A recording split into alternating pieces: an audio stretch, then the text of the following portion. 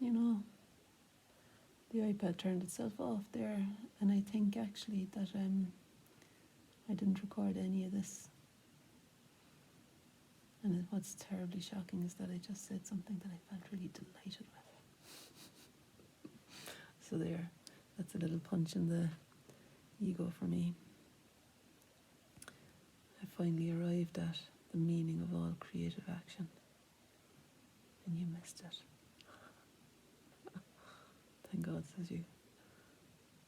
Right, so what I've been doing here, I'll check it out later. You'd never know. There might be something on, there might have been something that did survive. But I might have just forgotten to press play. It could be as simple as that. The tragedy of it. So here we are still now anyway. And I'll just carry on talking as though this is the start. So this is really kind of mostly for the online group that I'm teaching at the moment. I wanted to do something for you particularly today, because I felt like when I did that painting of Erin the other night, there was a number of distractions, and I was also, kind of distracted myself in a way. I felt a bit tired or something, and I didn't think I gave it my best shot. And I'm not saying that in a self-effacing kind of way, in a self-deprecating way, am I? Probably there's that in there as well, but more, I just wanted to say that I think I've considered it since, and I think rather than say I wasn't going to do it, I think it was no harm to show up without firing on all cylinders. Sometimes that needs to happen. I sometimes just need to do it. The shortest answer is to do the thing. Anyway, so after that I kind of felt like I wanted to do something in watercolour, particularly for you alone. And so here it is. And I'm looking in the mirror, obviously, at my own eye, and the light is coming in from my right. And so it's lighting up the right-hand side of my face mostly, in the evening, September evening light, which isn't very bright. I've got two windows in the living room. One is over there, one is over there. And that's where most of the light is coming from at the moment. But it's nice that it's not completely black on that side either. Completely free of light on the left. So that's the side that I'm focusing on, really. But you can see that the light is being caught by parts of my anatomy. And I've been kind of dancing around them. The first video, if it is available, will show I'm kind of softening into finding and, doing my best to arrive at the place of being curious without too dogged an approach. Doggedness doesn't really work for watercolour, I find. Probably not really for most things. A dogged attitude of pushing to achieve it. It's something a lot more effortless that can access the aliveness just beneath the surface that's available. That sounds really pretentious. I said it really, differently earlier. Probably because I didn't think about it. The thing is, there's something underneath the surface sometimes that becomes a little bit more insistent. And then there's a very soft kind of thing that needs to just be made happen. It's like a blank piece of paper, paint, mirror. Here now is what's doing it. And that's the thing that's making it possible for something to happen.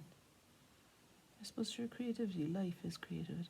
It's happening all the time. Flux is happening all the time. We can choose whether we make something or just sit and enjoy it. I'm still at the point where I want to make something.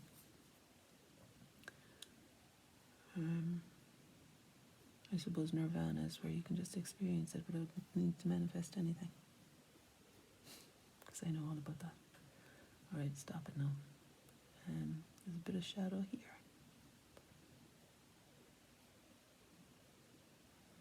I seem to be constantly trying to pull things up the way. Everything wants to fall down because I've made it too wet. And I don't think I'm going to do an awful lot more now to this eye. I want to see if that first video is there, because I only start wanting to say the same things as I said then, as though I was being fierce clever then. And I don't want this to be just a regurgitation of the last half an hour. So I'll take another few minutes and say what I want to say with this. And you'd never know. In the past, I've done an eye, and then I've come back to it and done maybe another eye. And then maybe down to the mouth. When I did that before, actually, I wasn't very happy with the mouth. But it did get into the Ruth Borchard online exhibition. Painting where I did one eye, then I came back and did another eye. It's on YouTube somewhere. And then I did my mouth. And somehow put in the mouth and took away a little bit from the kind of tragedy of my demeanour. I started out with a fairly tragic, I don't know what it was. Sometimes when you look at yourself, you start to have this raw relationship with yourself, depending on what's going down in the old circumstances of life, I suppose.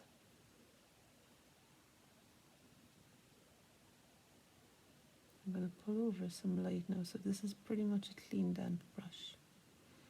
And I'm just using it to lift a little bit of the shadow between where light changes to dark under the eyebrow there.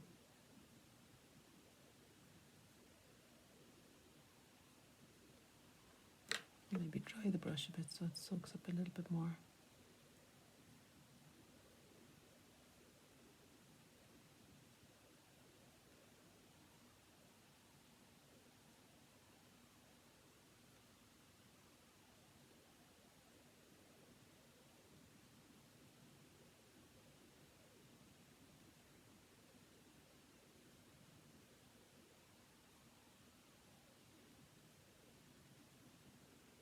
I like all the little passages, and there's more and more of them in my face now, little tributaries of wrinkles hanging around my eyes there. I like that. There's a vanity in me there. Just started thinking, don't go saying you like them too much or the universe will send you more. But I like the way that you can create little islands of highlighted skin in between the wrinkles. And there's just more to explore there. Bit of substance in the colours of the face.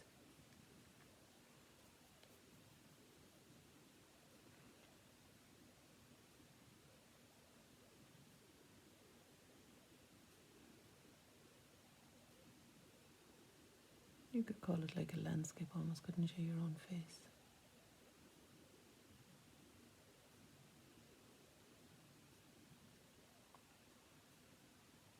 Playing about. And best you can forget that anyone's ever going to see it. That's one of the most intimate ways of painting yourself, I think, is just to forget any other. And I'm talking to you as I'm saying that. Isn't that weird? I think I feel very much with myself here, though.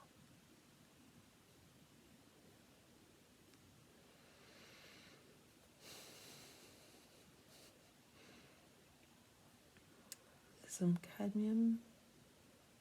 I think it's cadmium orange. And I think it might help me to get that bright passage. There's a little bright passage between the dark hairs of my eyebrows. It looks like skin. I think it's all a bit too wet to really establish that just now. But I might be able to figure it out. Yeah, above the eyebrow seems to be different. It seems to be more light there than what I have. So I'm just lifting it off in preparation for putting on some of that cadmium orangey yellow. I think that's what I want to do. I've no question of putting glasses on. It's weird, because when I was painting Erin in oil the other night, now it was a tiny little oil, kind of tiny board that I was painting on. I had to put my glasses on eventually, and I was looking at her over the top of my glasses and looking at my painting through the glasses. So it was like this the whole time. And I think it was all she could do not to burst out laughing. Which she did do a couple of times actually. Okay, now. That pupil could be located more there, I reckon. And I love that dark that I've got now because I want to bring it up. Well, it's kind of attached to the pupil anyway, it's okay. And then remember I put in the dark here, well, I don't know, when I'm saying remember, I did it in the phantom video, if I didn't actually record it. Anyway, I put that line of dark in, and then this one. I'm going to go down now to the nostril again.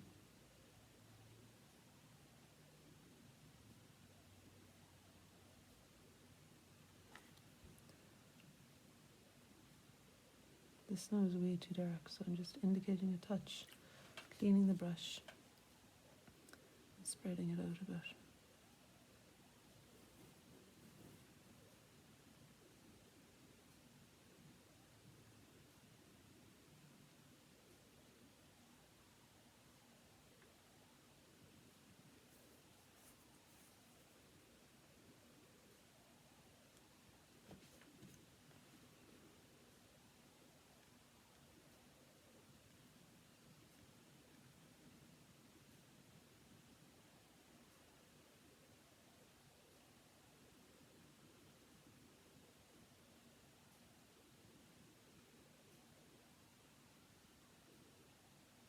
Making my nose fierce short. But I think it's because I'm kind of looking, I think it's foreshortened a little bit because I'm looking up at myself kind of. Or I've lifted my chin a bit, I mean. So what's in between my eye and my nose and the bottom of my nose is this section here. So if I start to patch that in, I don't know how it ended up green.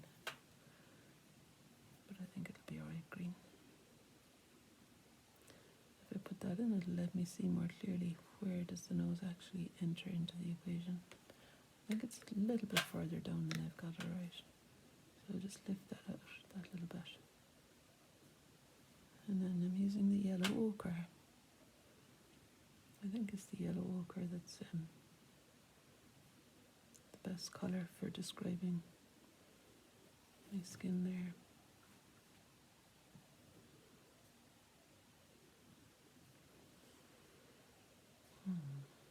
I'm going over to National Gallery in Dublin next in October. I'll be painting somebody in a demonstration there.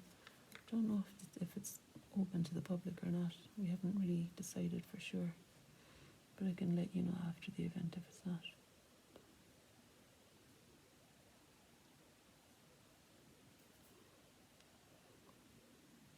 There's a few things in the pipeline. I'd like to have a weekly class. I'd like to teach a weekly class. I just need to find out where and how and what subject. And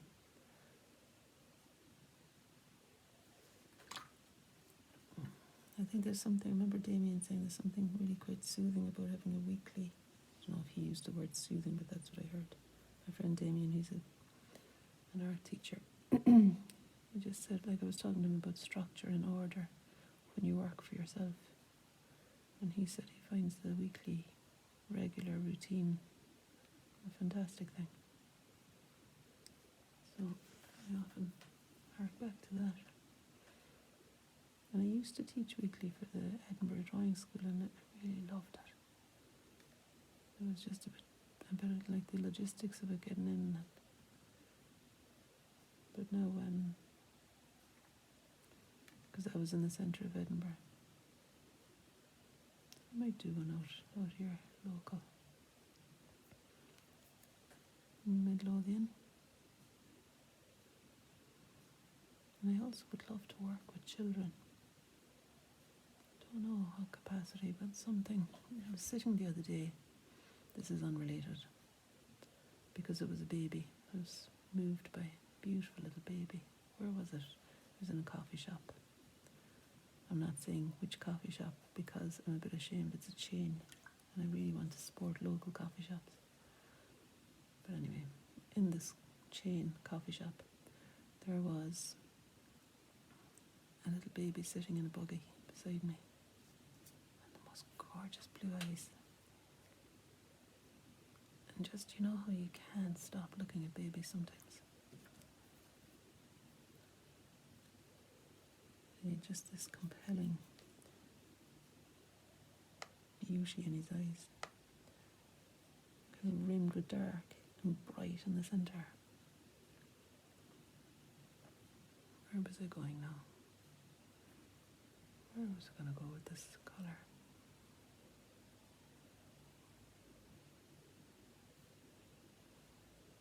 I'll try it there.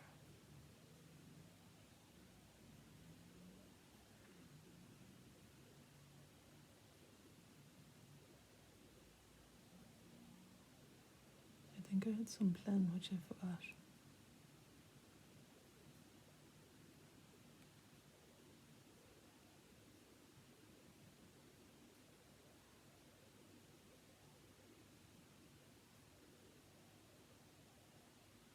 I was talking to a guy I meet regularly walking. He's in his 80s now. And you know what he said to me? He used to run marathons. I mean, I knew this, but I'd forgotten. I was asking him what was his best time, and he said 2 minutes 57. Imagine. And this was when he retired from playing rugby. Like he was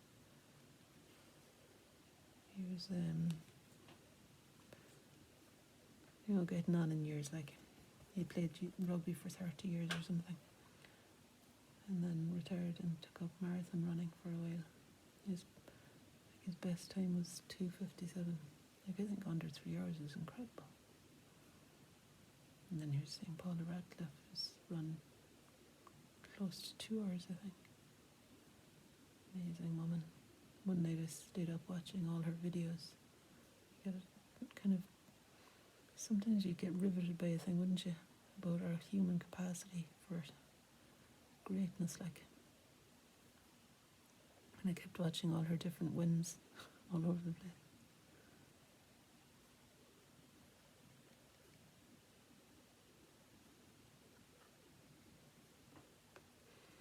I was talking in the earlier video that maybe has disappeared as well about how, or maybe it was in this one I said it, about how nice it is as the face is changing over time. There's kind of interesting things to pick up on. New little pools of colour between wrinkles and things. I did say that in this video, didn't I? Doesn't have to be between wrinkles. It might be just because in the summertime I've got a bit more of a tan too, and there's this colour in the nose that's new that I kind of like excavating.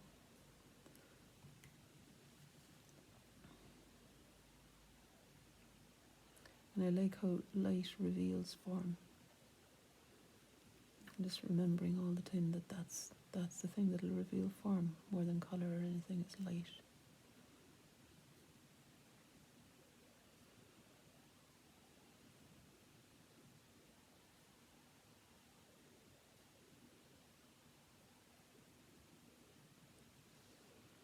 I suppose it's hard to distinguish all of them from each other because colour wouldn't be there without light, sure.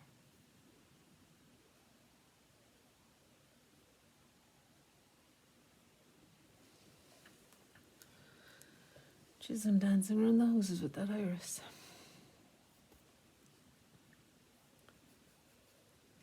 I wonder if this is one where I'll just, because I want to keep chatting to you, I'll just kind of keep layering it more and more and more paint on.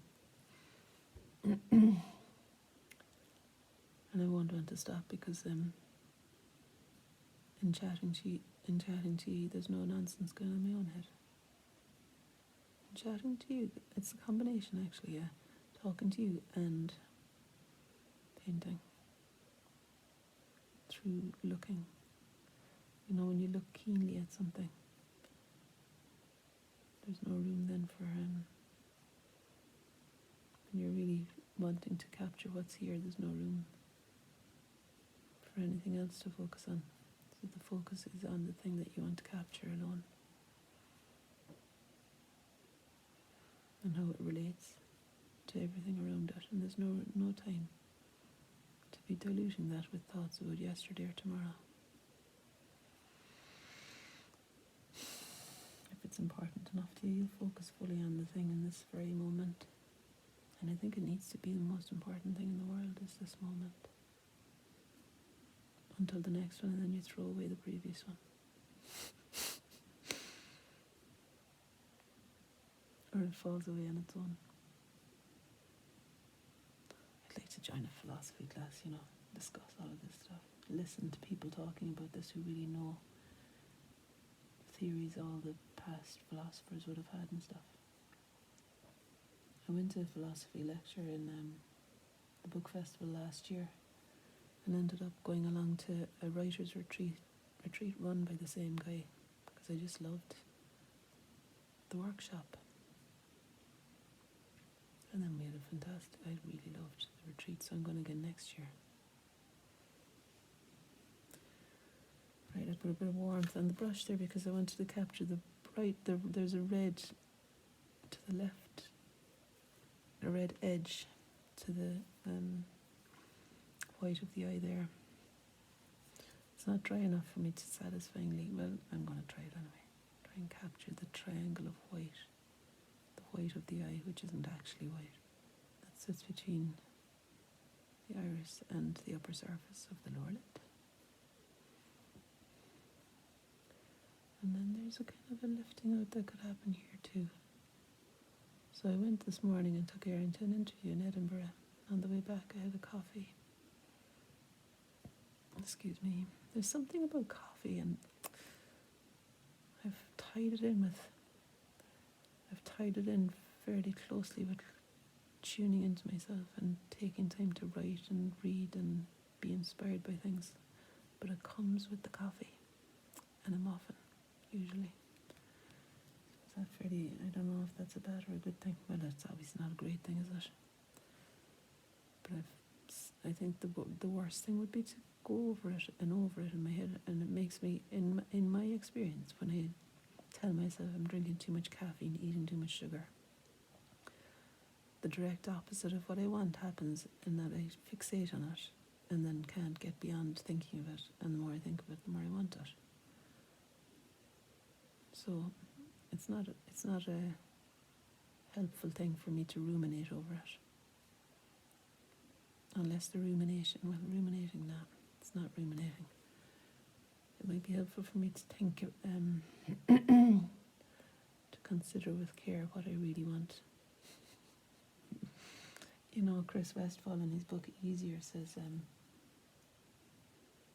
discipline is remembering what you really want, or else discipline is simply remembering what you want, whichever of those sounds better. I don't know exactly his words, but something like that. And so I suppose, I want good health going into old age, but I also want freedom, and I don't want to be kind of making myself bad for having stuff, because as I say, it's counterproductive to me. I don't want to make a big deal out of any food thing, because I think we're fed so many ideas, for God's sake. I went to see the Barbie movie the other night, and I quite like that monologue that Barbie gives about, or it's not Barbie, is it? It's the woman, the human being, the mother. She talks about being a woman. I suppose you could say for being a human being, really, but being a woman, more so, it probably is more pointed at women, because there's this thing of you needing to be thin, but not too thin, needing to be healthy, but not, there's a whole kind of host of conflicting opinions as to how we should be. And I don't want to get myself stuck in it, because I know I can get stuck in the whole eating thing. And for a while, and I think it's no harm, the fasting, the intermittent fasting. I did that for a while and it was alright for a while, but feck it, I started to get a bit, I think I was getting a bit extreme with it. Or maybe I wasn't, but I just stopped. And maybe my intention behind it was less health and more how I looked. And that, I think, it's a bit like wanting your painting to turn out like a masterpiece and actually want to be curious as to what's happening. It was more about the end result than the actual health of it, you know. Something like that, I don't know. Musing. So this turns out now like it might be a bit of purgatory for anyone on the course if you're wanting to hear about watercolour techniques rather than my diet.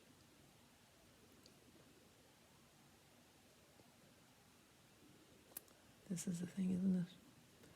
I think this is the thing on, I was going to say on courses with me, so you have to, maybe I need to change my game there. But this isn't one of the, this is just an optional extra. If you're tuning in from the watercolour course, this is an optional extra, this video. Speed it up. So they're all optional extras, really. And obviously I'm on my own in the house today, or the girls would have interrupted me at some point earlier. Not interrupted me in a bad way, but they'd have been coming in and out and all the rest of it. And I wouldn't have. I'm sitting in the living room, like, so I wouldn't. This isn't the conversation I'd be having if they were hanging about making toast and things.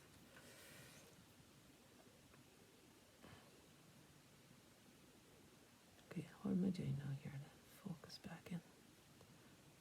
Bottom of my nose. What's going on there? Not that annoying. This was it. Yeah, like I said before, I'm kind of half reluctant to stop, because what then? I have to go back to life. Oh, I know. Maybe this is life. I'm going back to. Just stop it on you. Honestly, you'd be sick of me.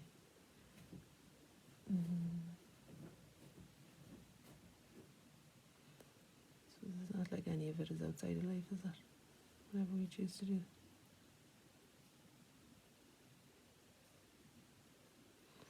But I don't think I'll do the flower painting as well, will I? They're very appealing, though, those flowers. And I have got oil paint sitting there. I'll see. You'd never know. Every new one is like a hurdle, isn't it, to talk yourself around. I was listening to a sportsman talking about the single decision. And his coaching technique is kind of based around a single decision to do your best. But I couldn't do that. If I went into every painting thinking I've got to do my best, for a start, I wouldn't even start. I can see the value of it, but the way I was interpreting it, I thought, I could see myself sabotaging myself big time there now, arresting myself into doing nothing because I thought I had to do my best all the time. But his theory was that that means that you show up all the time, no matter whether you're inspired or not, that you just you have this long-term goal that isn't dependent upon singular moments of inspiration, and you relentlessly pursue that with faith and not faith, with diligence actually, which is actually not really, I think it's diligence. He didn't say that, but and all of those kind of words, just some parts of me, like the adult parts, probably are quite happy with diligence and everything, but there's a fair whack inside the creative impulse that behaves, thank God, like a child still, and that one is not interested in diligence. That one is more interested in freedom.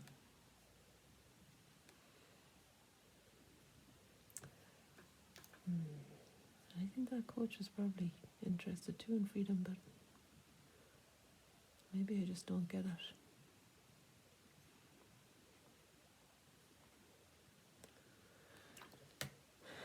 Sports people are incredible, aren't they?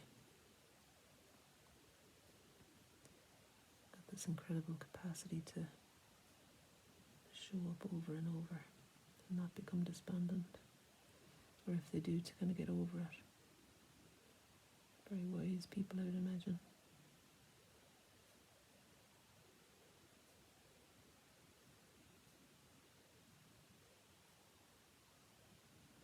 I put a bit of emerald green into the cadmium yellowy orange colour that I had there to make that kind of lime green colour that I saw below my eye. This is the kind of thing I enjoy doing, is to try and pick out colours. It looks like there's a bit of green here too. To pick out colours that you would think, really? Green in my skin? And to find delightedly, yes, green in skin. And purple.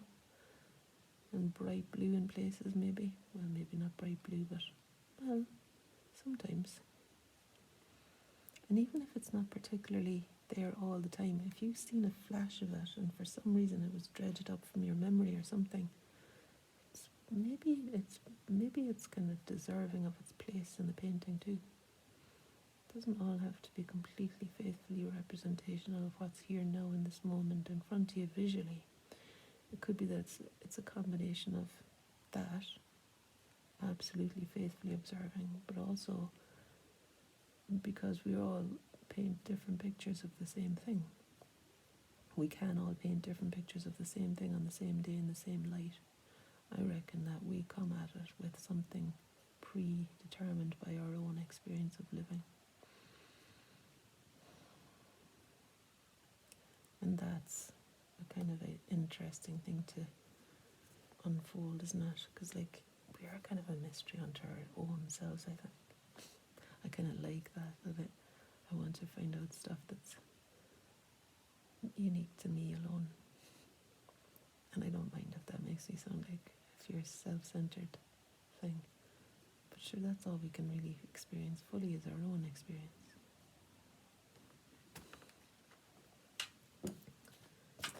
Is it? Answers on a postcard.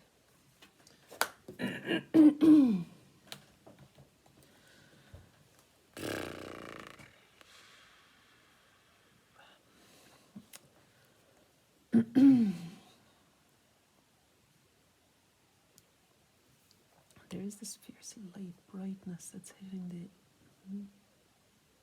fluidity of the white of the eye there.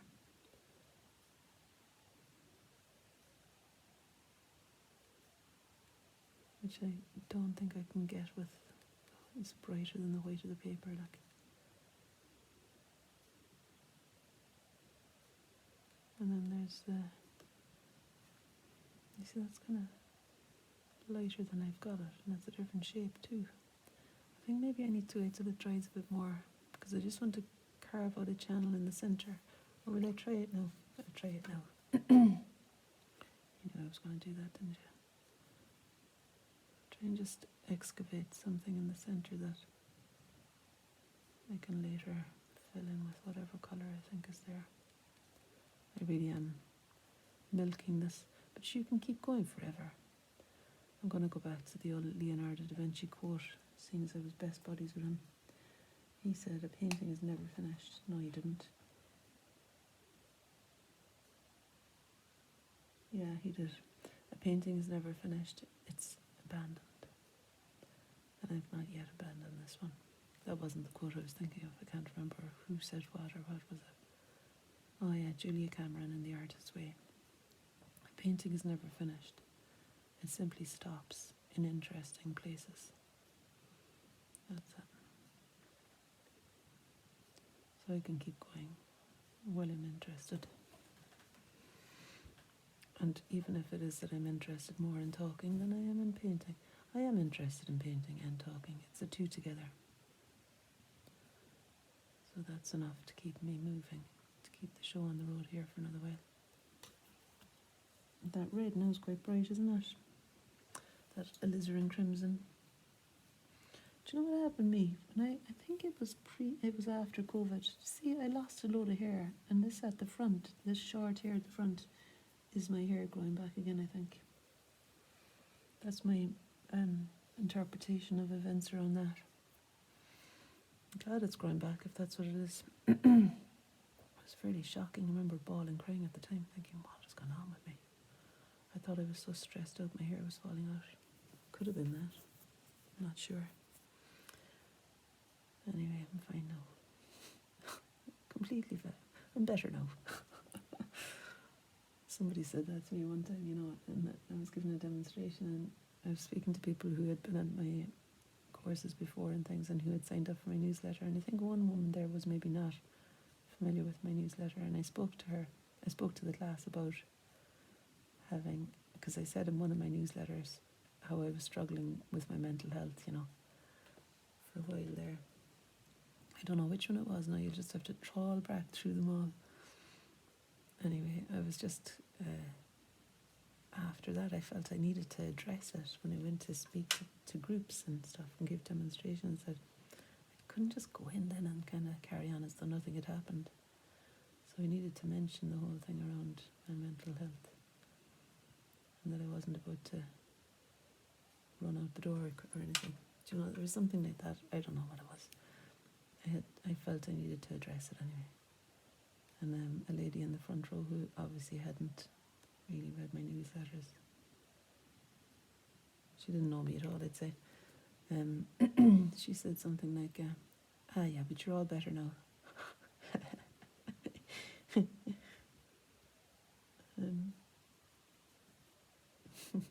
And I just said, yeah.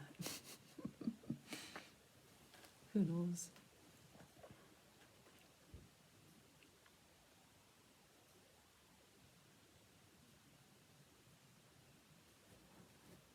I liked that. It was a funny thing. And it was also kind of like, just get on with it. Which is no harm in life, is it? Just have someone say, yeah, just, you're here to do the demonstration, stop the carry on. She didn't say that. And maybe that wasn't in her head, but I took that from it too, as one does.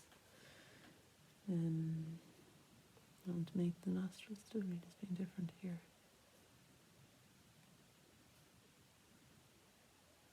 I remember when I was in college, when I was like in art college, I was maybe 19 or something, and I did a whole load of portraits of parts of my face, and it would take hours and hours, and I would hold my face in a weird position, like my mouth, for a few different paintings. I did weird ones with my mouth, like unlike,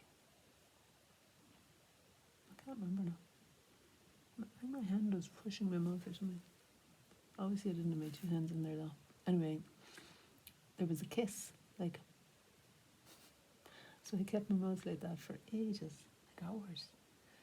And then there was a one like this, I think, and I was pushing my eye up. Anyway, but I'm remembering it now because I went back over and over and over every single little touch of it, so that it was less a face and more a landscape of fields of different colours.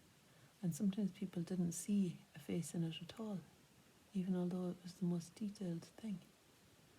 In my view, detailed representation of my face. But it was so under a microscope that all you saw were the tributaries and bumps and fields and hollows and all the different things, and you didn't see the eye anymore, you didn't see the mouth anymore.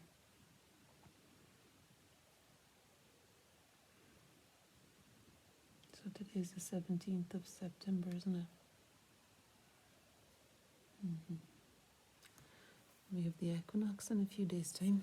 The autumn equinox. So there's the catch light of the window. Catch light, isn't that what they call it?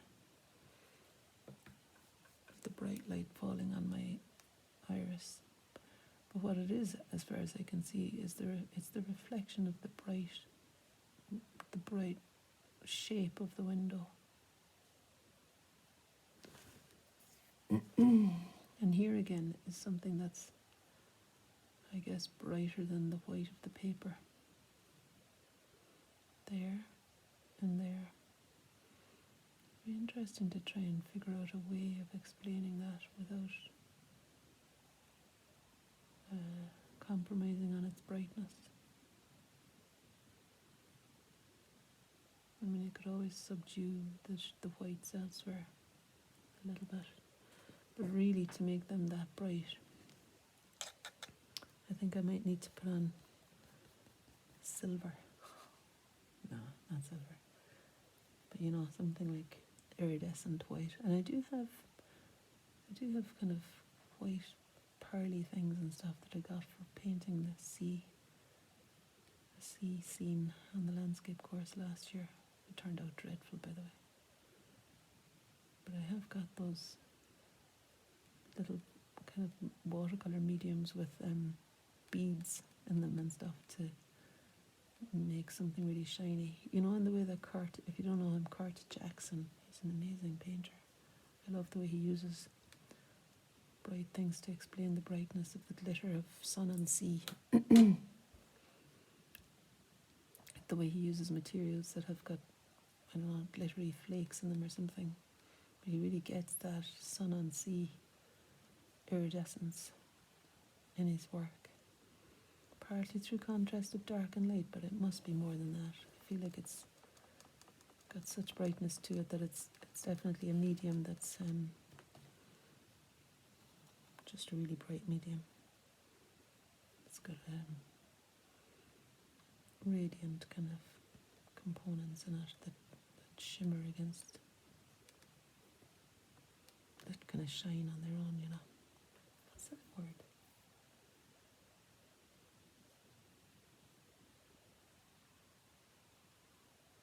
Luminous almost. Not really luminous. Iridescent, I think, is the closest I can think of at the moment. So I am doing the darkening down thing in the hope that this will read as being lighter, brighter, in contrast, without me having to put some flakes of white medium on it. But I might find one flake to stick into the white of the eye. That'd be weird, wouldn't it?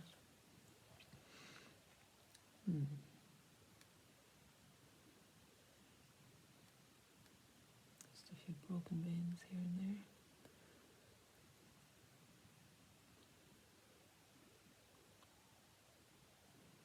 Little explosions of alizarin crimson seem appropriate here.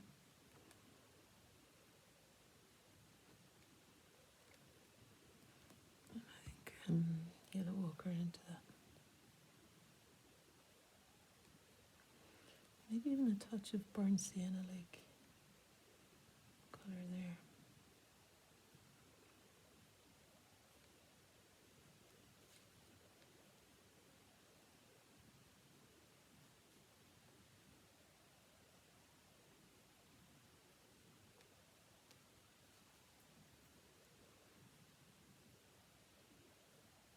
Let's get my painting of Charlotte Square framed for the landscape show at the City Arts Centre in Edinburgh. I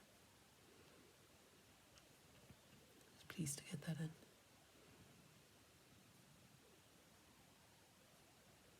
Made me feel like doing more landscape work, of course. You know, when something gets accepted, you kind of feel like doing the same or something. Not the same, but it just gives you a bit of a lift, you know, and you think, oh, actually. And at the same time, I want to keep an eye that I don't get too delighted with myself, because in the next breath you'll be rejected from 4 or 5 different ones, and you'll be like, oh God, everything I do is crap. If you're investing in everything you're doing being brilliant, if you get in.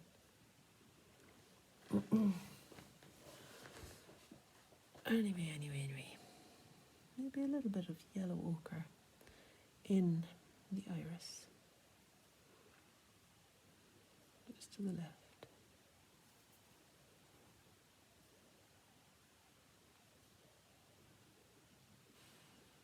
Yes, Maisie, I feel your pain.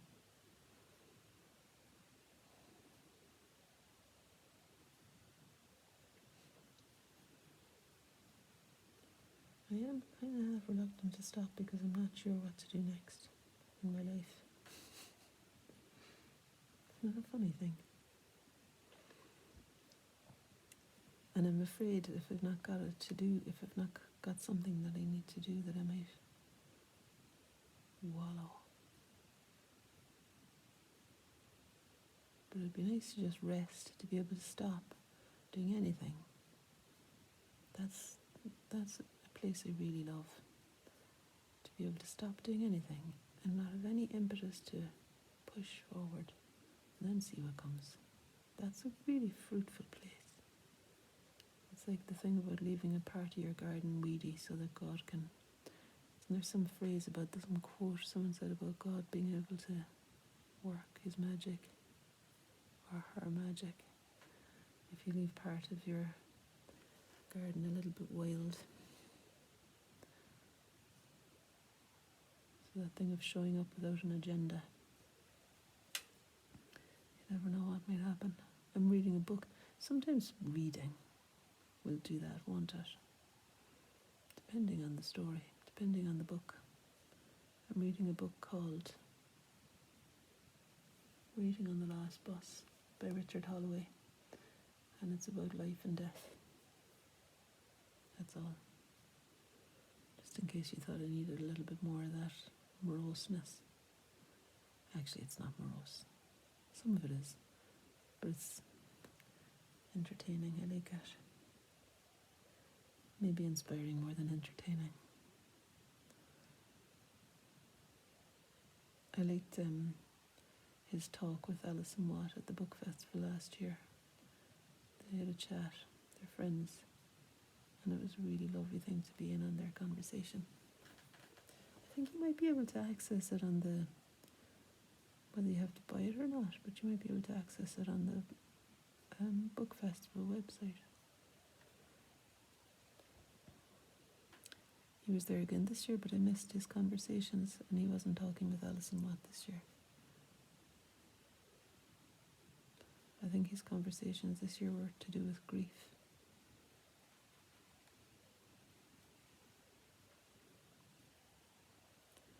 I won't bother going down to my mouth. Something about when I started painting the lower half of my face, at least that time that I did it before, I think I just lost some of the potency or something. Something about eyes on their own. That so that's that eye on its own there. Something about eyes on their own, I think, has enough interest. And I don't want to dilute it. I don't know if I thought about it that clearly, really. Just looking at it there, I feel like I want to put something here.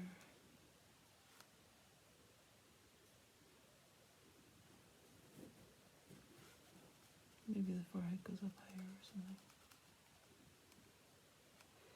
I want a less defined edge to it.